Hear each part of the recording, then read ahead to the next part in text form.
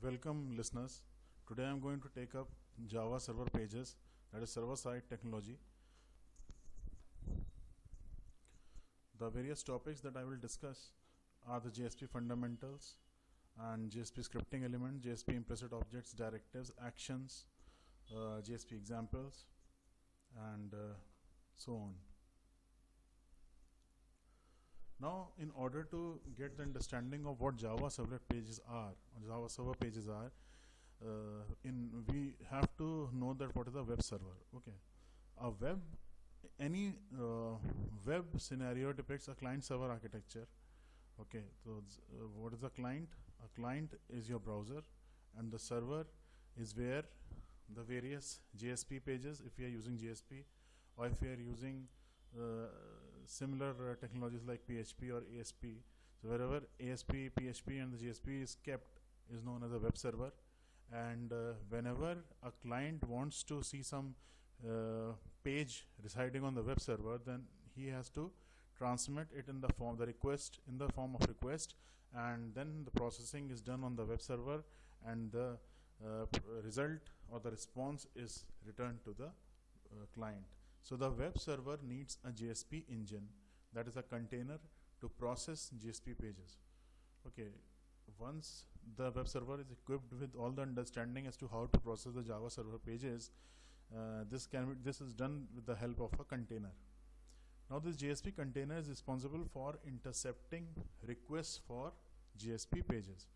Like whatever requests are made for the web pages, that is taken up by the JSP container. Then a JSP container works with the web server to provide the runtime environment and other services a JSP needs.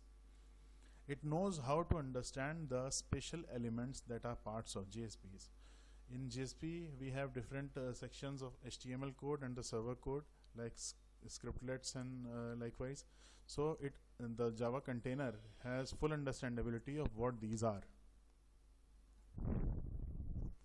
Now, following diagram shows the position of JSP container and JSP files in a web application. Well, this is the diagram showing the main constituents of a web server. Here there's a client, and this is the web server. Now, whatever requests are passed through the internet, and they finally reach the web server. These are the requests which are made by the clients. Here different operating systems are shown, and there are varied number of and types of operating system from which the user requests for a web server. Then this request is transmitted through the internet, and finally it reaches a web server.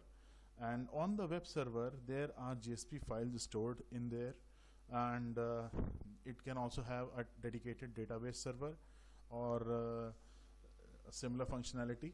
So here's a database server as well. So whenever a client makes a request, the web server gets that request from the HTTP, and then if there is any need of database access that has to be made on the server, then finally all calculations and manipulations have been done, and this data is returned to the client. Now, what is JSP processing? The following steps explain how the web server creates the web pages using JSP. Now, what is a web page? A web page is a single entity that can be represented on the screen at one time by a web browser. Okay, so the following steps show how the web server creates the web pages using JSP. As with a normal page, your browser sends an HTTP request to the web server. A normal page means a static page that doesn't contain any embedded server-side technology or scripts. Okay, so with a normal page, your browser sends an HTTP request to the web server. Now the web server recognizes that the HTTP request is for a JSP page and forwards it to a JSP engine. Now, as the HTTP request is handled by the web server, and it recognizes that it is made for a JSP engine, or it is for a JSP page, then it has to be forwarded to the JSP engine. Now this is a new term, JSP engine, which is just now introduced. I'll explain you in the next few slides what is a JSP engine.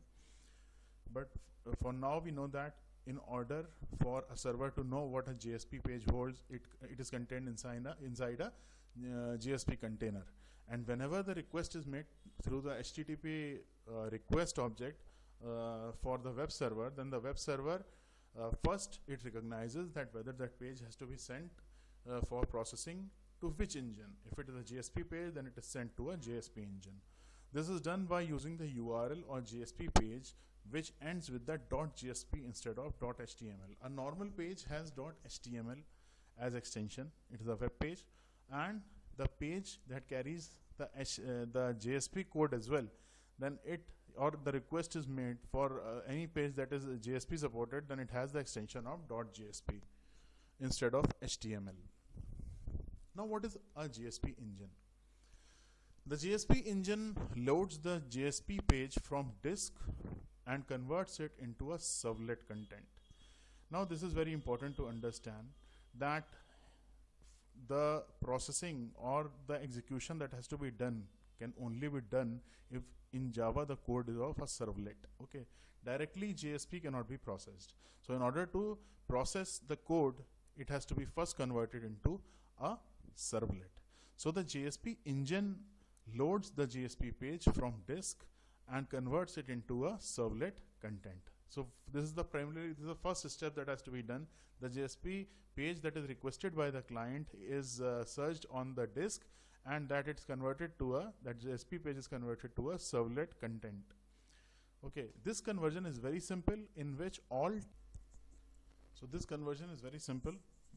happens is, actually the page that is sent to the server for processing, suppose it is a JSP page, then it has to contain some amount of HTML, and we have the JSP and that page also contains JSP. Okay, so that page comprises of two things, HTML and JSP interleaved. So the JSP engine does is that it separates the two types of codes. First of all the HTML code is translated with the help of the println statement, and all the code that is of the JSP is converted to Java code. This code implements the corresponding dynamic behavior of the page. Okay, the dynamic behavior that is introduced in any page is through these web server technologies like JSP. The JSP engine compiles the servlet into an executable class and forwards the original request to a servlet engine. Now what happens over here is the JSP engine compiles the servlet, okay, into an executable class. Now first of all, this JSP is converted to servlet, then the servlet is converted into an executable class, and this executable class is then forwarded to the original request to a servlet engine. A part of a web server called the servlet engine loads the servlet class and executes it. What it does, it loads the servlet class and executes it. Now during execution, the servlet produces an output in HTML format, and it is also desirable. Why? Because if it produces an output in HTML format, then it can be rendered on the browser. The output is further passed to the web server by the servlet engine inside an HTTP response. Now this HTTP response object is responsible for displaying all the data on the client side, that is on the browser.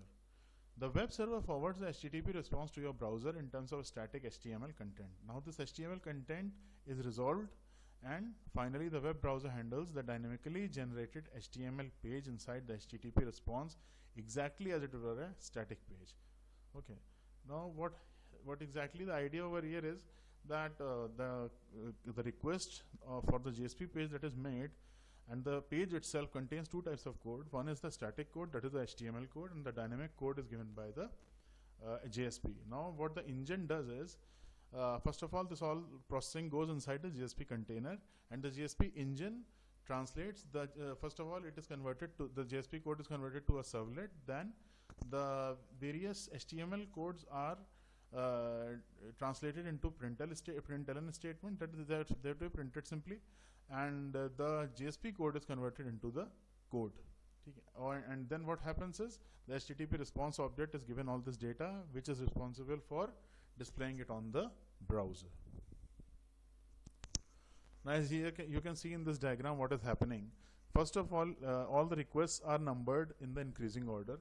The first request is obviously the client that makes it for the the GSP for the GSP page, and that server is server with the GSP container over here. So the first request is a get statement. Suppose it is asking for a hello.jsp page. Now this hello.jsp page along with other pages reside on the web server. So this particular hello.jsp page which is requested by the client or the browser is first searched, and then what happens is it is the generate message follows the this read message, and this particular hello servlet.java, and then it is compiled, and this compiled file is known as a hello servlet.class. You already know that this is a Java technology, and in this what happens is the first phase is compilation. So what is produced is a bytecode, and here it is shown as a hello servlet.class file. Then finally it is executed, and when it is executed, then the last statement, it is handed over to the HTTP response object, and this particular output or whatever functionality that page was having is executed, and the page is prepared, rendered into HTML and displayed to the client. Now what is JSP lifecycle? Okay, in order to process efficiently, JSP has its own lifecycle comprising of mainly 3 methods. We will go into the details of these 3 methods. First of all, we must learn like a Java lifecycle is defined as the process from its creation till the destruction. This is similar to a servlet lifecycle with an additional step which is required to compile a JSP into servlet. We all know, like we all have studied core Java, so we know that what is a servlet. Okay, a servlet is a code that runs on a server, and what is JSP? In order for JSP to run, it has to be converted into a servlet. So this additional step of converting the JSP into servlet is something that is additionally done. Otherwise, the whole processing is, or the life cycle is just like that of a servlet. So the JSP life cycle, what is the life cycle of a Java server page? The following are the paths followed by a JSP. The first one is the compilation, then the initialization, then execution, then cleanup, and the 4 major phases of a JSP life cycle are very similar to the servlet life cycle. The 4 phases have been described. So here is the life cycle diagram of JSP. Okay. First of all, during the initialization phase, the JSP init method is called. Okay. JSP init method is called when the phase of initialization commences. Now the next life cycle step is the call of the JSP service. Okay, JSP service method is called whenever a particular request is being taken up by the server, and all the processing at the server end is done in order to make a response object. So all this conversion from the request to the response and all those activities that are conducted at these stages is done by the JSP service method. The main logic goes over here. Now when all this has been done and the response object is created, and it has to be sent to the client or the web browser as a response to the request, then after that what happens is the HTML page is rendered at the client side, and at the server side what happens is the JSP destroy method is called, and this JSP destroy method is used to release all the memory allocations and all those handles that have been utilized or that have been activated at the time of processing these requests. So when a JSP destroy method is encountered, the shutdown occurs. Okay, so this whenever this happens is that it is the closure of that particular request. Now first we will discuss about what is the compilation phase. Now in JSP compilation, when a browser asks for a JSP, the JSP engine first checks to see whether it needs to compile the page. If the page has never been compiled, or if the JSP has been modified since it was last compiled, the JSP engine compiles the page. Now what happens over here is the concept of cache goes in. Like if a browser asks for a JSP page, The server is carrying all the JSP pages that can be requested by any user. So whenever a request is made to a JSP page, what first is done is that the JSP engine, it checks to see whether it needs to compile the page, that all the recently used pages are kept as compiled in the compiled form as compiled pages, and the JSP engine looks that whether a request made for any JSP page has already that page has already been kept in the list of the compiled pages, or it has been already compiled. If it has been already compiled, then it simply returns that page.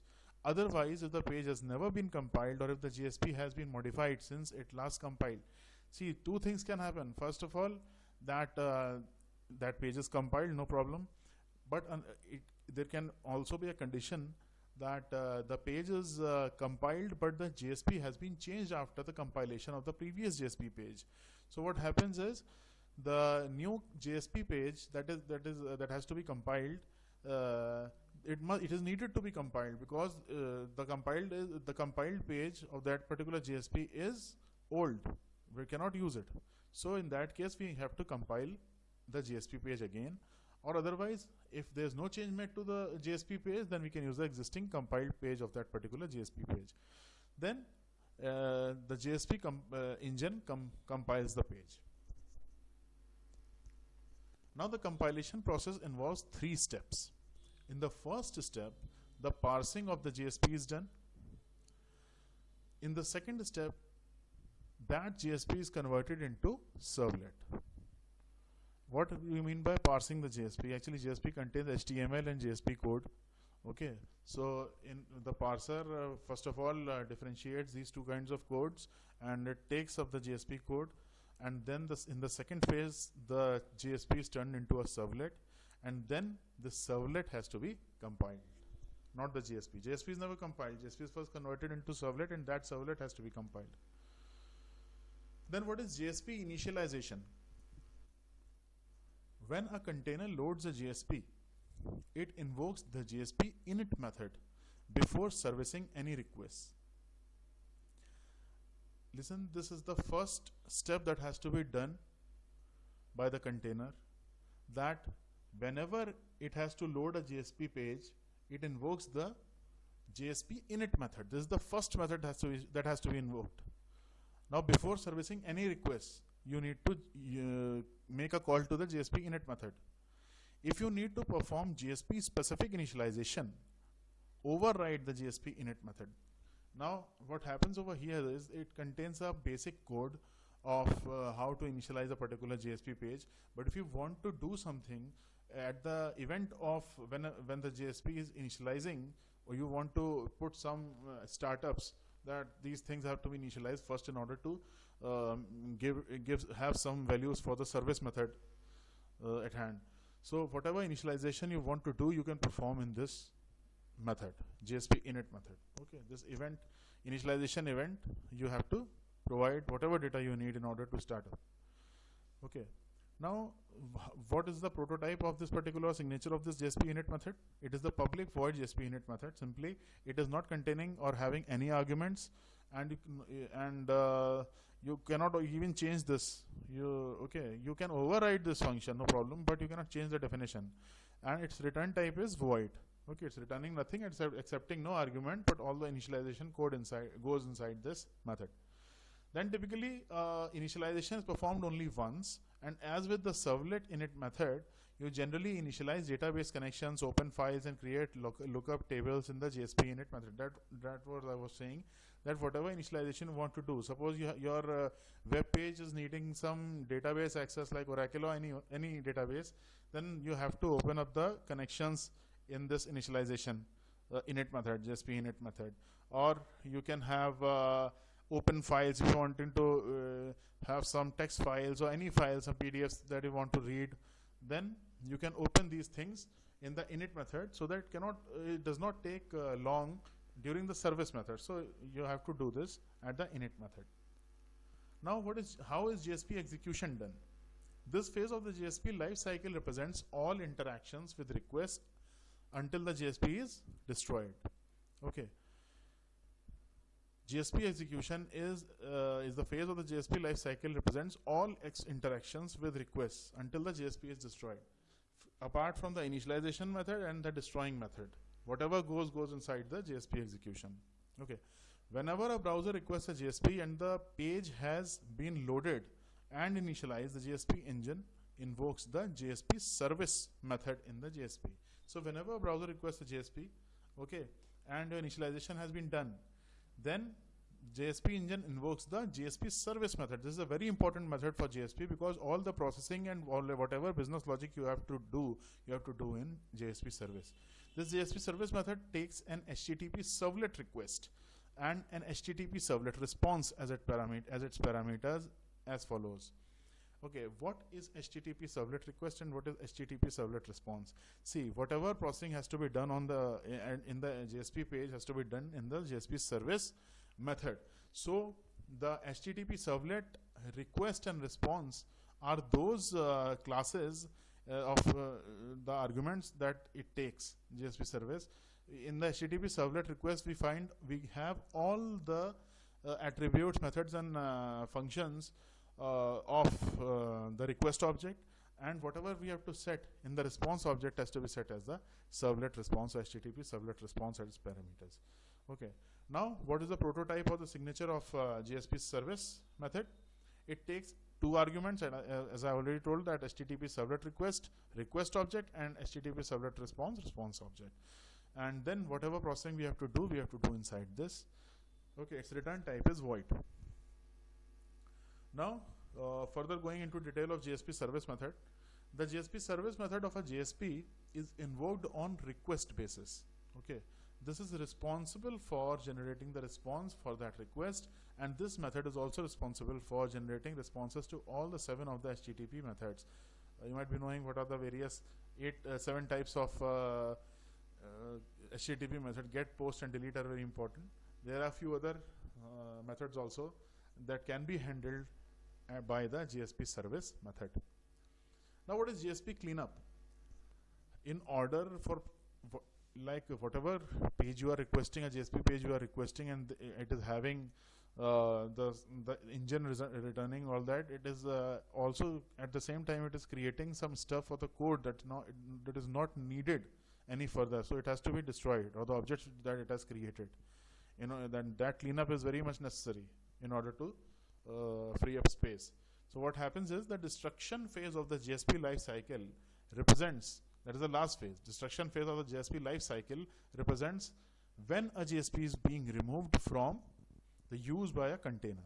Whenever a GSP is removed from the container, this event has to take place, or this method has to be executed. The GSP destroy method is the GSP equivalent of the destroy method for servlets. Now again, I can say that GSP has to be converted into servlet. Okay, and the servlets have a destroy method in the same manner. The GSP also has a method known as GSP destroy, which has to be called when all the functioning has been done. So override GSP destroy method when you need to perform any cleanup, such as releasing database connections or closing up open files. We opened database connections or files handles during the initialization phase. Okay, but after the service has been done, so we also need to remove them from memory and clean it up. So we use the GSP destroy method. Now, what is the prototype of a GSP destroy method? The GSP destroy method is the following form. First of all, it has just like the initialization phase or the method, init method. It doesn't have any arguments inside it, and it also has no return type. It is void. Okay, so what we have studied in this slide is that the basic architecture of GSP, the life cycle of GSP, and the various methods that are used inside the life cycle of GSP. We also have had our hands on the architecture of the various terms, such as like the container, the engine, okay, and the translation of JSP into servlet, and then the various methods. Okay, thank you very much for listening to this video.